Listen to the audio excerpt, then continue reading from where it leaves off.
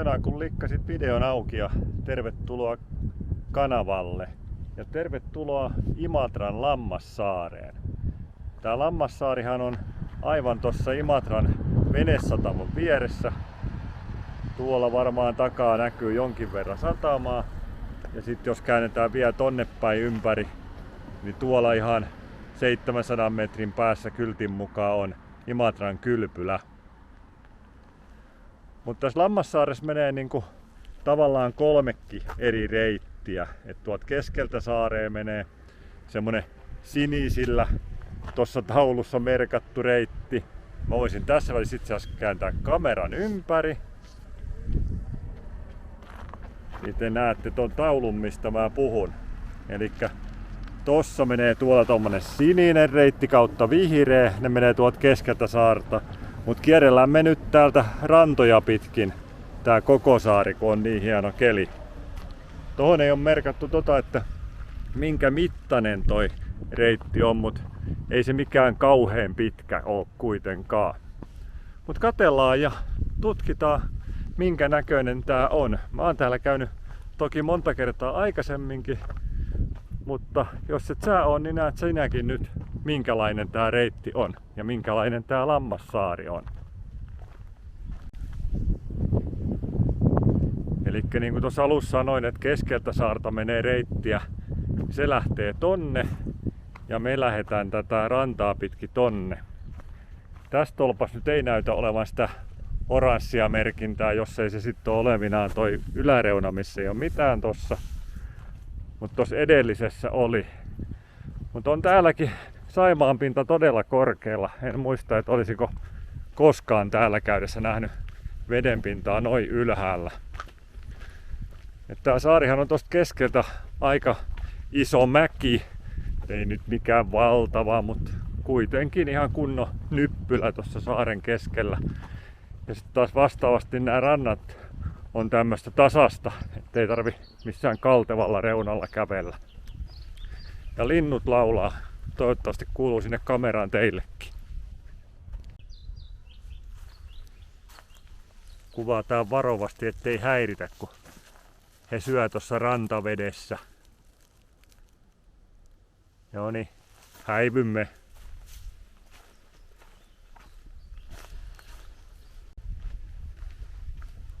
Tänään on itse asiassa äitien päivä. Onnittelut kaikille äideille, vaikka ette varmaan tätä äitien päivänä katokkaa. Tuo on 12. päivä 5. vuonna 2024. Ei ole itse asiassa kovin montaa päivää siitä, kun tuosta Saimaasta lähti jäät. Ja vaikka nyt näytti auto, että on 12 lämmintä ja niin kuin näet, niin aurinko paistaa pilvettömältä taivaalta. Mutta toi tuuli on todella kylmä, mikä tosta järven päältä tulee. Ei ole varmaan kovin montaa astetta vielä toi veden lämpötila, kun se nappaa noin paljon kylmää siitä mukaan. Mutta kyllähän täällä silti kelpaa tämmöisellä kelillä liikkua. Nyt tullaan tän reitin ensimmäiselle nuotiopaikalle, mutta ei todellakaan ole ainoa täällä. Aha, täällä on meillä seuraakin, tämmönen siivekäs seuralainen. Ja niin kuin näet, niin tässä on myös ihan hiekkaranta. Tästä on hyvä mennä myös uimaan. Mutta hyvin näkyy toi, moi sulle, tervehdys. Tuut siellä juttelee kameralle, onko sulle jotain asiaa? Mitä sä sanot? Et vesi on kylmä. On se on ihan varmasti kylmä. Niin tosta nuotiopaikastakin hyvin näkyy, että kuinka korkealla vesi on, kun nuotiopaikka on melkein vedessä ja pöydän toinen pää on vedessä. Jaha.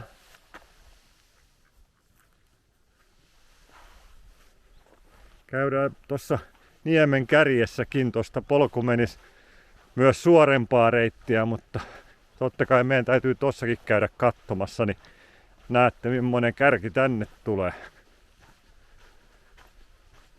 Tää on kyllä hyvä siitä tää saari, kun täällä on tosissaan joka puolella noita nuotiopaikkoja, niin jos on tämmönen hieno keli kuin nyt, niin aina löytyy aurinkoinen puoli, mihin mennä. Ja kun muutenhan täällä ei ole mitään rakennettua muuta kuin toi sataman alue.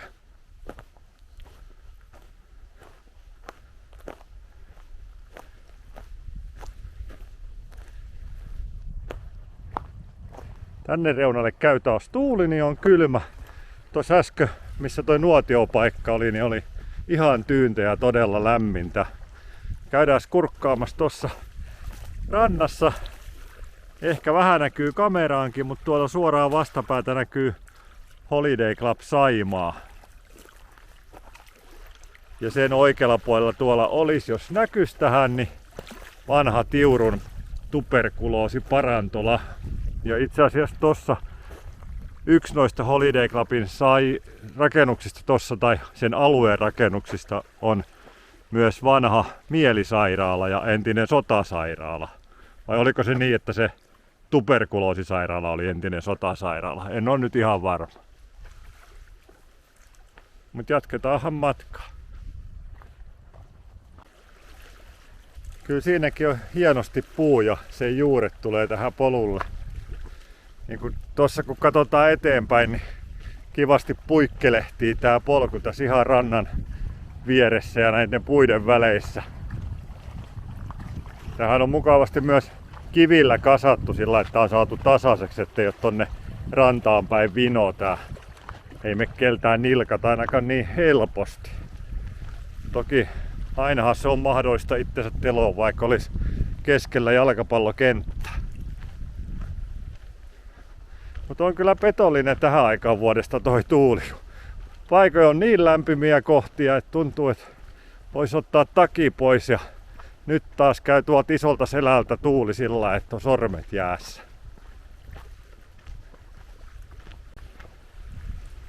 Virallisesti toi varsinainen polku taitaa mennä ton pienen penkereen päällä tossa oikealla. Mut mennään me tätä rantaa pitkin, kun tää on kivemman näköistä ja mukavampaa kävellä tässä. Kun merkinnät näytti olevan ton polun vieressä, mikä menee se 10 metriä tästä. Ja täältä tulee näin seuraava tulipaikkakin vastaan just sopivasti. Siihen on kasattu reilusti kiviä. Ei ole pelkkä matala kaivorengas.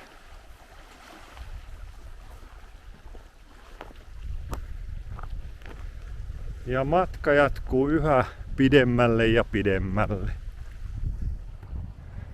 Ja tuuli käy enemmän ja enemmän tähän suoraan kohti.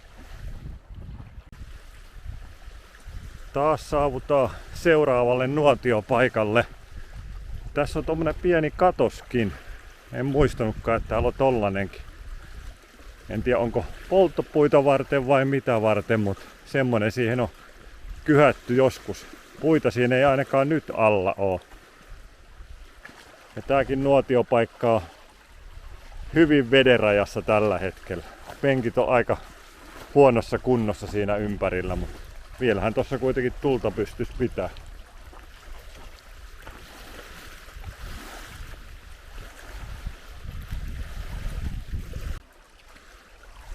Ja jälleen uusi nuotiopaikka. Ja tää on ehkä kaikkein eniten tällä kertaa veden valtaama tai tähän astisista nuotiopaikoista. Mutta kyllä toikin kertoo kuinka korkealla toi vesi on. Muistan tossa yksi vuosi just tällä kohtaa, niin tosta selvästi tonnempaa, niin siinä kerättiin kiviä ja heiteltiin leipiä, kun oli toi rouva pojanpoika mukana. Ei tarvis mennä nyt siihen. Tai voisi sen tietysti mennä etsimään, mutta olisi polviin asti vedessä. Kyllä on tosissaan korkealla toi vesi. Niin täällä kuin toki varmaan kaikissa Suomen järvissä melkein tällä hetkellä. Joo, niin kuin aikaisemmin sanoin, että se varsinainen reitti menee pikkusen tuossa ylempänä, niin nyt se näkyy tuossa hyvin. Siinä on tommonen kivireunuskin tehty. Mutta jatketaan me edelleenkin tätä rantaa. Täältä tulee samalla seuraava nuotiopaikka ja täällä näemmä joku ihminenkin seisoskelee rannassa, niin ei kuvailla kauheasti häntä. Mutta näytetään tosta, että Siellä on jälleen uusi nuotiopaikka ja tässäkin on tommonen pieni katos. Eiköhän noin polttopuita varten oo, en mä keksi mitään muuta miksi noi olis tohon tehty. Puut vaan puuttuu. Ja tossa on tosiaan toi ite nuotiopaikka.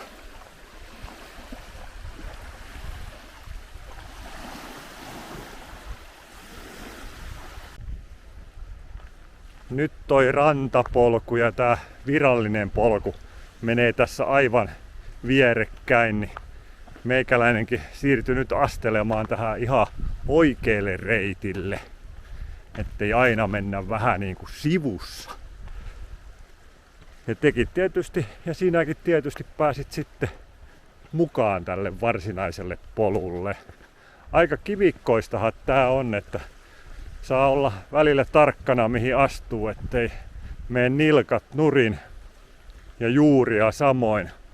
Et ei tää todellakaan mikään ihan lastenvaunuystävällinen maasto oo kaikilta osin. Mut näin suunnilleen tervejalkaiselle tää on helppoa maastoa liikkua. Nyt tullaan tän reitin ainoan kodan luokse. Sieltä näin mä tulee just ihmistä ulos, niin katsotaan viittitään kuvata sinne sisälle.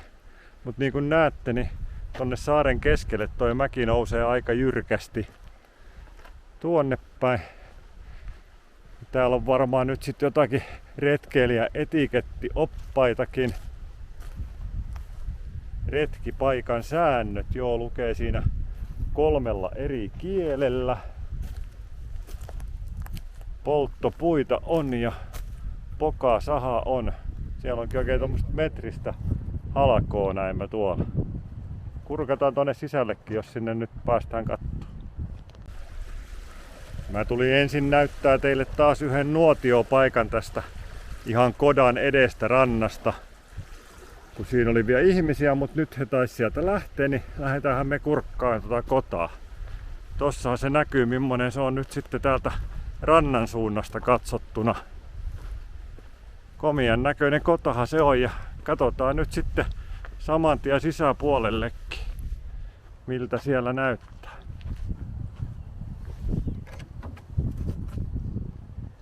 Täällä olisi jopa hiillos jäljellä, että jos olisi makkaraa repussa, niin ei kun voisi ruveta saman tien paistamaan.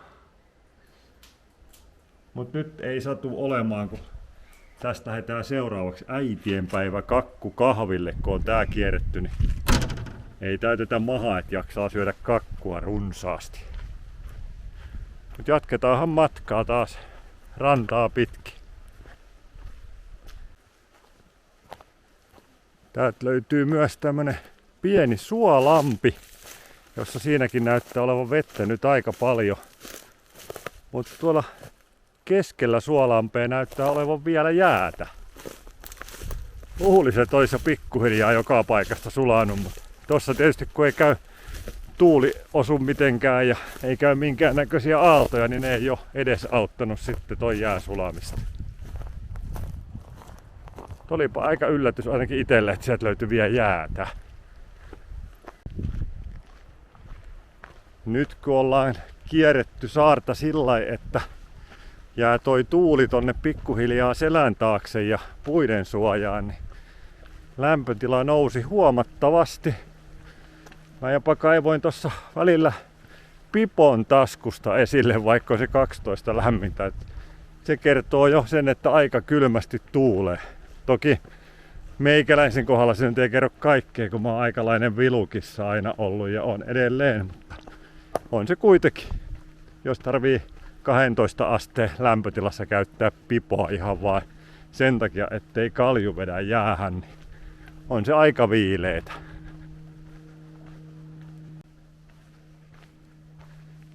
No niin, ja nyt päästään sitten sillalle. Elikkä tänne saaren sisään tulee tämmönen poukamaksi, kun tätä voisi nyt sanoa, kerta tää on yhteydessä tohon Saimaaseen tämmöisen sillan kautta tai sillan alta, joka on melkein vedenpinnassa tällä kertaa, kun on niin korkealla tuo vesi. Tämmönen saaren sisäinen pikkujärvi tai poukama täältä löytyy. Ja tässä on muuten lämmin nyt, kun ei tuule laisinkaan. Ai että, tuntuu oikein mukavalta. Ja tosta suoraan lähtee mäkeä ylös se reitti, mikä menisi siitä saaren poikitte takaisin sinne lähtöpaikalle. Ja tuosta menee itse asiassa toinen niistä reiteistä, mikä menee saaren poikitse. Mutta mehän jatketaan tänne suuntaan.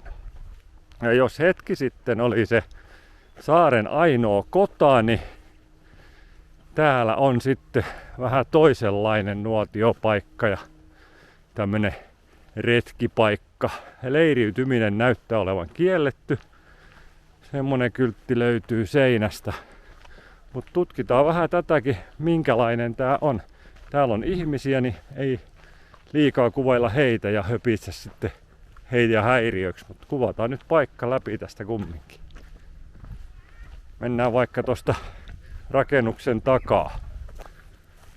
Siinä on tosi jykevä pirttipöytä tossa rannassa ja vähän ylempänä toinen. Sitten täältä löytyy puuvarastoa. Ja ilmeisesti sitten WC-tilat tosta myöskin. Mutta tämmönenkin paikka täältä saaresta löytyy.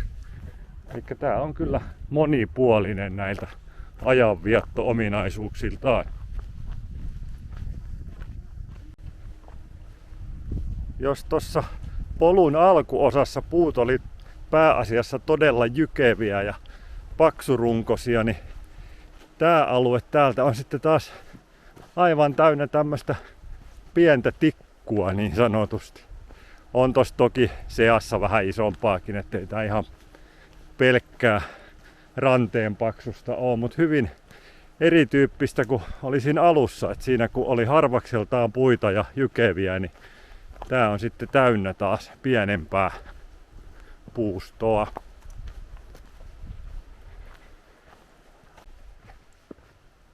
Nyt saavutaan tänne saaren niin sanotusti terävimpään niemen kärkeen. Ja samalla myös pikkuhiljaa sitten tonne Imatran venesatamaan. Tuolta puiden välistä jo näkyy tuommoista asuntolauttaa vai saunalauttaa, mikähän nyt sitten onkaan. Mutta kuitenkin. Täällä on parikin erittäin hienoa sellaista ollut ainakin aikaisempina vuosina parkissa. En tiedä onko nyt kaikki jo täällä vai on vaikka edes nostaneet talveksi pois. En tiedä mitä kaikkea voi säilyttää talven ajan tossa ja mitä ei. Mutta käydään tuo niemen kärjessä katsomassa ja palataan sitten tähän pisteeseen takas, kun eihän me nyt tietä pitkin ruveta tuolta kävelee, vaan polkua. Ja siinä on muuten vasemmalla nyt tähän mennessä suurimmat kivenlohkareet, mitä on täällä näkynyt. Paljonhan on ollut kiviä, mutta ei noin isoja. Aha, täällä on joku kylttikin. Tommosta en muistakaan, mutta kyllä se varmaan täällä ennenkin on ollut. Käydään kurkkaan mitä siinä on. Se kertoo rantakallioista. No niitähän täällä kyllä piisaa. Ja käydään tällä rantakalliolla nyt sitten kurkkimassa. Siellä menee veneilijäkin tuolla. Ja totta kai myös vene, ei pelkkä veneilijä. Käydään nyt niin kärjessä tossa katsomassa, kuin mitä tässä voi käydä kastelematta varpaitaan.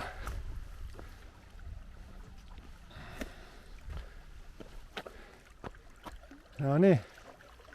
Ai että tää on hieno, kun tähän ei osu tuuli. Aallot vähän liplattaa noihin kiviin ja ihan tyyntä ei osu tuuli laisinkaan. Ja tuolta välistä näkyy noita venelaitureita ja tossa on noita asuntolauttojakin jo. Nauttikahan vähän maisemasta.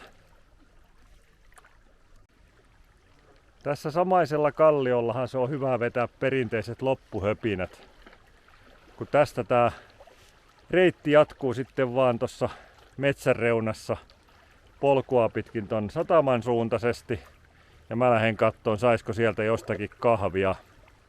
Mut hienoa, jos jaksoit katsoa videon tähän asti, ja jos et ole vielä tilannut kanavaa, niin pistähät tilaukseen ja nähdään seuraavan videon parissa. Se on moro!